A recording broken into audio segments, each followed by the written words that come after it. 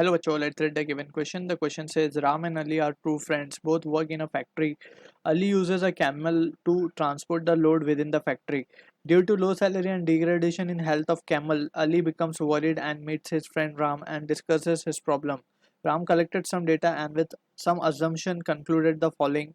First, conclusion: the load used in each trip is 1000 kg and has friction coefficient, that is kinetic friction is mu1 and static friction is mu2. Second, mass of camel is 500 kg. Third assumption or conclusion: load is accelerated with for first 50 meter, then with constant acceleration, then it is pulled at a constant speed 5 meter per second for 2 kilometer, and last stopped with constant retardation in 50 meter. String used for pulling load is almost horizontal. Sign of work done by the camel on the load during parts of motion, that is accelerated motion, uniform motion, and retarded motion respectively are: option A positive positive positive, option B positive positive negative, option C positive 0 negative, option D positive 0 positive. So basically तीन cases में हमें science बताने हैं work done के. सो it is a very basic problem that we need to understand कि just we need to understand the concept of work done. So work done को जो हम define करते हैं, it is defined as force into the displacement in the direction of force, and to be precisely we can say it is a dot product of force into the displacement. अब in terms of magnitude इसको हम क्या लिख पाएंगे? It can be written as fs cos theta, right? अब it can also be understood, let's say हमारे पास कोई block है and it has been pulled with a force F जो कि एक horizontal से theta angle पे है. So it will having two component of the force, that is F cos theta along the surface we can say, and another will be perpendicular to the surface F sin theta. अब जो block है वो कुछ displace हो जाएगा with some displacement, let's say S. So जैसे हमने define किया कि force and the displacement in the direction of force. So displacement के डायरेक्शन में फोर्स का कौन सा कंपोनेंट है? F cos theta. So from that we are getting this result. अब work done can be either positive और it can be negative depending upon the value of theta. अगर theta that is if force and displacement both are along, we can say force and displacement अगर दोनों ही same direction में, so in that situation theta will be zero and work done will be positive, and both are oppositely होंगे तो in that situation work done will be negative.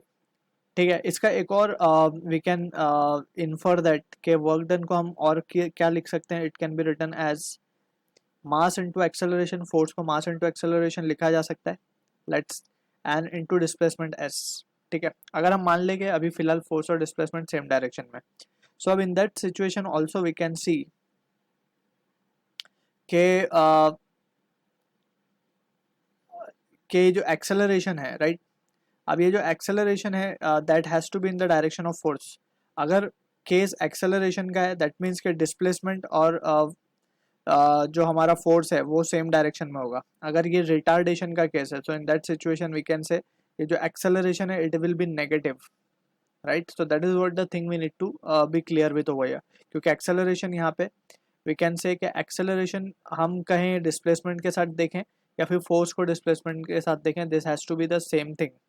ठीक है, क्योंकि mass is a scalar quantity, but acceleration, displacement and force अगर ये सारी quantities हम देखें, सो ये नेगेटिव भी हो सकती हैं, पॉजिटिव भी हो सकती हैं. So accordingly we have to find the answer. ठीक है, so now we can see, अगर हम ये just for the sake of understanding ये लिखा था, बेसिकली ये हमें पता होना चाहिए एफ एस कॉस थीटा.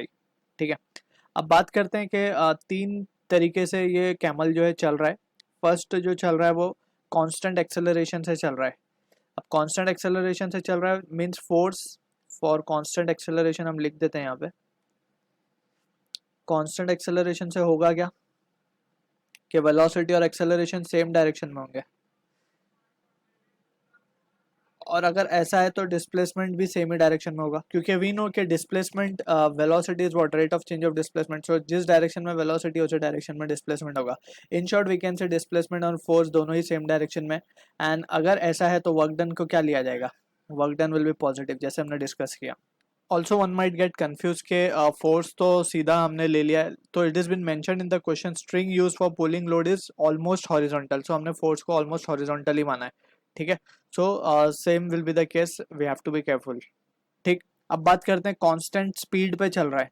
सो कांस्टेंट स्पीड पे क्या होगा, v कांस्टेंट हो जाएगी, कांस्टेंट स्पीड ऑफ 5 मीटर पर सेकेंड, कांस्टेंट स्पीड यानी कि v जो है वो कांस्टेंट है,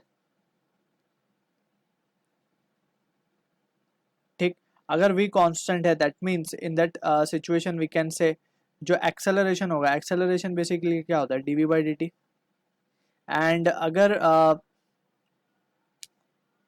एंड यहाँ पे also we need to remember कि हम एज्यूम कर रहे हैं कि ये सेम डायरेक्शन में चल रहा है, then only we can say कि velocity that is acceleration is rate of change of velocity, so velocity constant आ रही है यहाँ पे, right. So we have to be careful, constant speed हम लिख रहे हैं दो क्योंकि क्वेश्चन में गिवन है, लेकिन if it is moving with in the same direction so constant velocity भी वही होगी, वेलोसिटी भी कांस्टेंट हो जाएगी, right. And in that situation acceleration क्या हो जाएगा, जीरो। और अगर एक्सेलरेशन जीरो हो गया so we can say velocity या फिर डिस्प्लेसमेंट भी क्या हो जाएगा, जीरो हो जाएगा, ठीक है ना। So in that situation we can say work done will be zero. तो ये हो गया सेकेंड पार्ट के लिए। अब रिटार्डेशन की जब हम बात करते हैं, कांस्टेंट रिटार्डेशन बोला जा रहा है या फिर रिटार्डेशन बेसिकली, सो कांस्टेंट रिटार्डेशन का क्या केस बनेगा, केस बनेगा रिटार्डेशन। सो जिस डायरेक्शन में वेलोसिटी होगी उसके अपोजिट डायरेक्शन में कौन होगा, एक्सेलरेशन होगा, इसे ही हम कहते हैं रिटार्डेशन। अब यहाँ पे हम देख सकते हैं कि वेलोसिटी की डायरेक्शन में डिस्प्लेसमेंट आएगा, so acceleration is nothing but force, force की डायरेक्शन, एक्सेलरेशन की डायरेक्शन में हमेशा फोर्स एक्ट करती है, यहाँ पे भी हम ये चीज़ लिख सकते हैं, फोर्स यहाँ पे भी ये डायरेक्शन में एक्ट कर रहा होगा। तो फोर्स और डिस्प्लेसमेंट क्या हो रहे हैं, अपोजिटली डायरेक्टेड है basically, right. So in that situation we can say जब अपोजिटली डायरेक्टेड होते हैं तो वर्क डन कैसा आ जाएगा, work done will be negative. तो ये काफ़ी सिंपल था, we can say from this positive 0 and negative, positive 0 and negative, so option C हमारा जो होगा करेक्ट आंसर होगा for this question. I hope you understood the solution. All the best.